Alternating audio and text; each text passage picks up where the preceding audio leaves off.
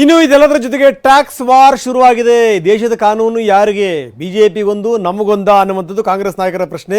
BJP ನಾಯಕರನ್ನ ಬಿಟ್ಟು, BJP ಪಕ್ಷವನ್ನು ಬಿಟ್ಟು ಬರೀ ನಮಗೆ ಮಾತ್ರ ಯಾಕೆ ನೋಟಿಸ್ ಕೊಡ್ತಾರೆ ಅನ್ನುವಂಥ ಪ್ರಶ್ನೆಯನ್ನು ಕೂಡ ಕಾಂಗ್ರೆಸ್ ನಾಯಕರು ಎತ್ತಿದ್ದಾರೆ. ಇದೇ ಸಂದರ್ಭದಲ್ಲಿ ಡಿ ಕೆ ಶಿವಕುಮಾರ್ ನನಗೂ ಕೂಡ ರಾತ್ರಿ ಬಂದು ನೋಟಿಸ್ ಕೊಟ್ಟಿದ್ದಾರೆ ಅನ್ನುವಂಥ ಮಾತನ್ನು ಕೂಡ ಹೇಳಿದರು. ಇದಕ್ಕೆ ಸಂಬಂಧಪಟ್ಟಂಗೆ ಕಾಂಗ್ರೆಸ್ ನಾಯಕರು ಕೂಡ ಕೆಂಡ ಕಾರಿದ್ದಾರೆ. ಏನು ನಾವು ಯಾವ ದೇಶದಲ್ಲಿದ್ದೀವಿ ಅನ್ನುವಂಥ ಪ್ರಶ್ನೆನ ಪರಮೇಶ್ವರ್ ಕೇಳಿದ್ದಾರೆ. ಇನ್ನು ಇಂಥ ಪ್ರೇಮ ಪತ್ರಗಳು ನಾವು ಬರ್ತಾನೆ ಇರ್ತವೆ ಬಿಡಿ ಅನ್ನುವಂಥ ಮಾತನ್ನು ಪ್ರಿಯಾಂಕ್ ಖರ್ಗೆ ಹೇಳಿದ್ದಾರೆ.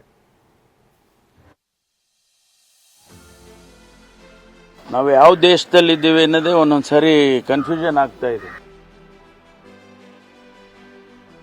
IT, ED ಇವೆಲ್ಲ BJPಯವರ ಮುಂಚೂಣಿ ಘಟಕಗಳು.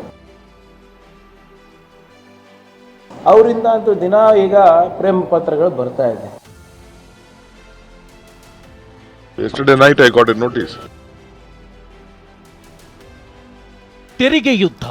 ಬಿಜೆಪಿ ಕಾಂಗ್ರೆಸ್ ಮಧ್ಯೆ ತೆರಿಗೆ ಭಯೋತ್ಪಾದನೆ ಯುದ್ಧ ಶುರುವಾಗಿದೆ.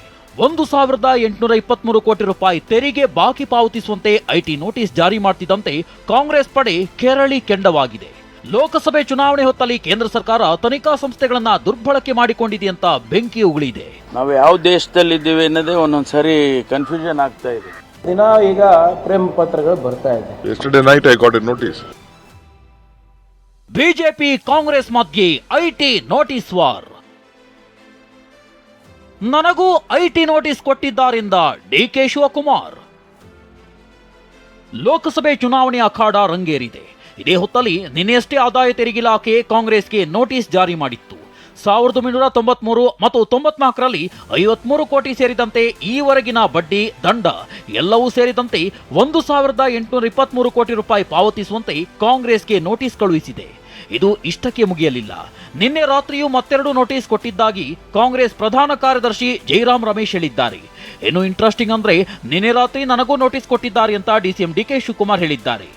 The BJP has understood that they will lose the election, so they are trying to create all type of fear, including me also. Yesterday night I got a notice from the income tax, which has already been the settled matter. Even you got a notice? Yes, including also myself. I was shocked.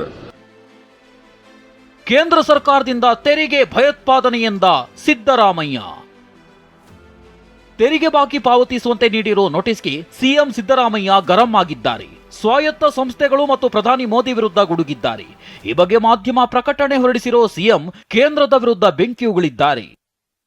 ತೆರಿಗೆ ಭಯೋತ್ಪಾದನೆಯಿಂದ ಕಾಂಗ್ರೆಸ್ ಪಕ್ಷವನ್ನ ಮಣಿಸಬಹುದೆಂದು ತಿಳಿದುಕೊಂಡಿದ್ರೆ ಅದು ಭ್ರಮೆ. ಲೋಕಸಭೆ ಚುನಾವಣೆಯಲ್ಲಿ ಸೋಲಿನ ಭೀತಿಯಲ್ಲಿರೋ ಬಿಜೆಪಿಯು IT, ED, CBI ಮೊದಲಾದ ಸ್ವಾಯತ್ತ ಸಂಸ್ಥೆಗಳನ್ನ ದುರ್ಬಳಕೆ ಮಾಡಿಕೊಂಡು ಕಾಂಗ್ರೆಸ್ ಅನ್ನ ಹಣಿಯಲು ಹೊರಟಿದೆ. ವಿರೋಧ ಪಕ್ಷಗಳ ಮೇಲೆ ಮುಗಿಬಿದ್ದಿರುವ ಐಟಿ ಇಲಾಖೆ ಬಿಜೆಪಿಯ ತೆರಿಗೆ ಉಲ್ಲಂಘನೆ ಬಗ್ಗೆ ಮಾತ್ರ ಕುರುಡಾಗಿದೆ. ಅರಸನ ಮೈಮೇಲಿನ ಬಟ್ಟೆ ಒಂದೊಂದಾಗಿ ಕಳಚಿ ಬೀಳುತ್ತಿದೆ. ದೇಶದ ಜಾಗೃತ ಮತದಾರರ ಮುಂದೆ ಬಿಜೆಪಿ ಮತ್ತು ಅದರ ತಥಾಕಥಿತ ನಾಯಕರೆಲ್ಲರೂ ಬತ್ತಲೆಯಾಗುತ್ತಿದ್ದಾರೆ.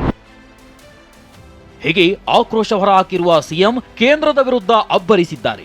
ಇನ್ನು ನಾವು ಯಾವ ದೇಶದಲ್ಲಿದ್ದೇವೆ ಎನ್ನುವುದು ತಿಳಿಯುತ್ತಿಲ್ಲ ಅಂತ ಗೃಹ ಸಚಿವ ಪರಮೇಶ್ವರ್ ಗುಡುಗಿದ್ದಾರೆ. ಇನ್ನು ವ್ಯಂಗ್ಯವಾಡಿರೋ ಪ್ರಿಯಾಂಕ್ ಖರ್ಗೆ ವಿಪಕ್ಷದವರಿಗೆ ಪ್ರೇಮ ಪತ್ರಗಳು ಜಾಸ್ತಿ ಬರ್ತಿವೆ ಎಂದಿದ್ದಾರೆ. ನಾವು ಯಾವ ದೇಶದಲ್ಲಿದ್ದೀವಿ ಅನ್ನೋದೇ ಒಂದೊಂದು ಸರಿ ಕನ್ಫ್ಯೂಷನ್ ಆಗ್ತಾ ಇದೆ.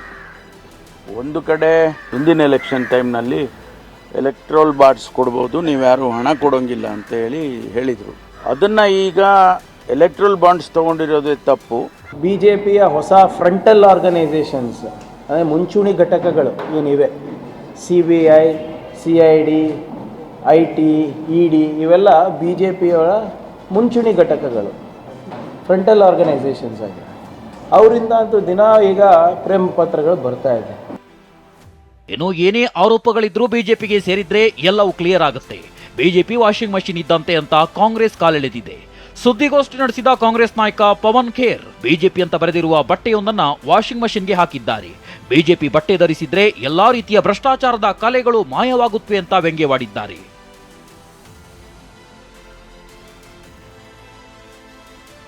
ರಾಹುಲ್ ವಿರುದ್ಧ ಸ್ಪರ್ಧೆಗಿಳಿದಿರೋ ಬಿಜೆಪಿ ಅಭ್ಯರ್ಥಿ ವಿರುದ್ಧ 242 ಕೇಸ್. ಇನ್ನು ಮೊತ್ತ ವಯನಾಡ್ನಲ್ಲಿ ರಾಹುಲ್ ಗಾಂಧಿ ವಿರುದ್ಧ ಕೇರಳ ಬಿಜೆಪಿ ಘಟಕದ ಅಧ್ಯಕ್ಷ ಕೆ ಸುರೇಂದ್ರನ್ ತೊಡೆತಟ್ಟಿದ್ದಾರೆ. ಆದರೆ ಬಿಜೆಪಿ ಅಭ್ಯರ್ಥಿ ವಿರುದ್ಧ ಬರೋಬ್ಬರಿ 242 ಕ್ರಿಮಿನಲ್ ಕೇಸ್ಗಳಿರೋದು ಬಯಲಾಗಿದೆ. ಈ ಪ್ರಕರಣಗಳನ್ನ ಬಿಜೆಪಿ ರಾಷ್ಟ್ರೀಯ ಪ್ರಧಾನ ಕಾರ್ಯದರ್ಶಿ ಬಿಎಲ್ ಸಂತೋಷ್ ಸಮರ್ಥಿಸಿಕೊಂಡಿದ್ದಾರೆ. ಕೆಲವು ಭಾಗಗಳಲ್ಲಿ ರಾಷ್ಟ್ರೀಯವಾದಿಗಳಾಗಿರೋದೇ ಕಷ್ಟ ಎಂದು ಎಕ್ಸ್ನಲ್ಲಿ ಬರೆದುಕೊಂಡಿದ್ದಾರೆ. Bureau report ಟಿವಿ9.